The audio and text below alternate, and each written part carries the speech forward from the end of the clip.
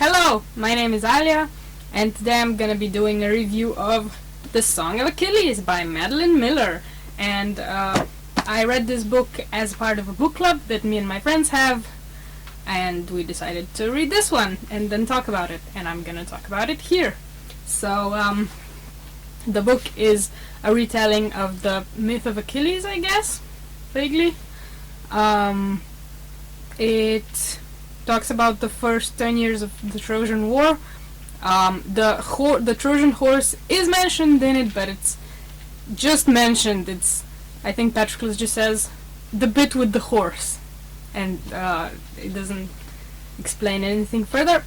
So, as I said, it's a retelling, and the book is told from the perspective of Patroclus, who is Achilles' lover. I loved Patroclus. From the beginning, I kind of forced myself to love him, but then I got really protective of him because he has some qualities that I look for in characters that make me be protective of them. For example, he had a really shitty father, and he never felt... at the beginning, he didn't feel accepted anywhere. At first on his island, and then later on Phthia, with the other orphans that were just like, that guy's weird. I also liked how Patroclus kind of had Chiron as his father figure, which was, the most apparent when he, chose the name for himself, Chironides, son of Chiron, and I don't know, that made me happy because Chiron is obviously a lot better of a father figure than fucking Menoetius or whatever Patroclus' father's name was. I also really liked how Patroclus was just so gay. Like, every time he would describe, some new guy that was introduced to the story, he was like, yeah, and his gleaming skin, his rippling muscles, and his oiled hair like the Spartans wore, and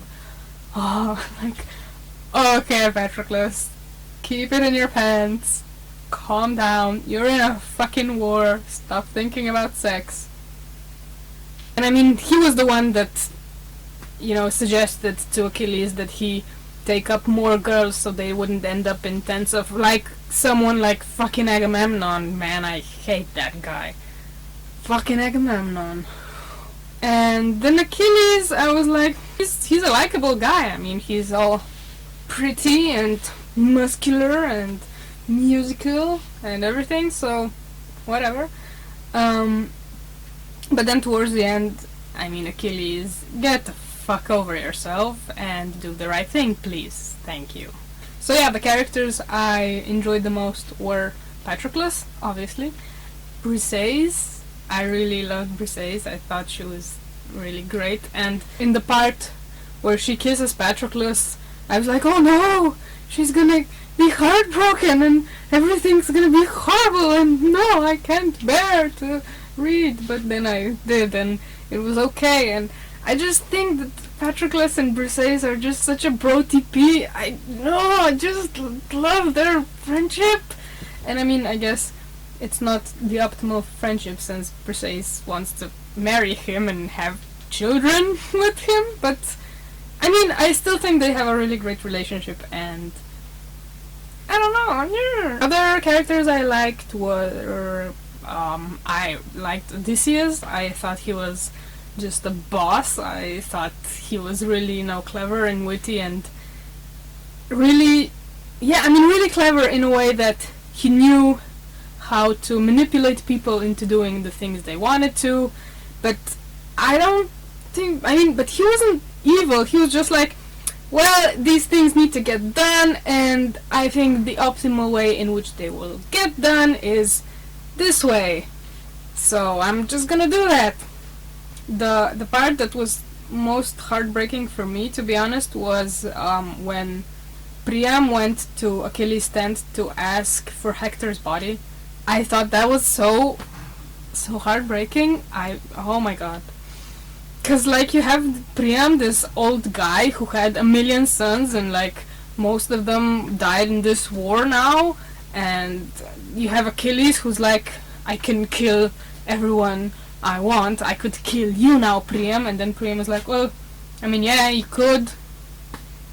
I didn't know if you're gonna kill me or not, but I just want Hector's body so that I can bury him, so that he can have some honor in his death, you know. I also like the scene at the end where Patroclus is telling Thetis about the good things that that Achilles did. I think that was cool, and then Thetis, who spent the lifespan of Patroclus, you know, really hating him, like, Patroclus, he's not worthy of me spitting on him. I'm a goddess, and why should I have to gaze upon this pile of useless mortal? And then, you know, they're kind of friends at the end, so cool, you know, the kind of things that bring people together, you know, gods and dead people. And I was really glad that Thetis then made it possible that Patroclus was able to pass over to the underworld, where they can have dead sex with Achilles for all of eternity. So yeah, overall I gave this book a 4 out of 5 stars, because I mean I really enjoyed it, but it wasn't a 5-star book for me. Yeah, I think that's all. So this was my first review. Hopefully I will do some more that will be better. And goodbye. And then Petrus is like, fuck you, my father's honor will not be tainted by him fucking a dude. I don't know, I think he's just hilarious. Like, yeah, and then my wife, I told her that I would build her a really great sex bed, but then she was like, you can't have a sex bed out of dead wood. It needs to be something alive and green. And then, you know, imagine that Odysseus was like, well, you know what, I will bend trees that will grow in the shape of a sex bed, and then our love and our sex will never die, like these trees. Because otherwise, in that war, you were just like, yeah, I don't care. I mean, fucking Agamemnon insulted my honor, so I'm just not gonna do anything ever. Fuck everyone. Especially fuck Patroclus, am I right? Come here.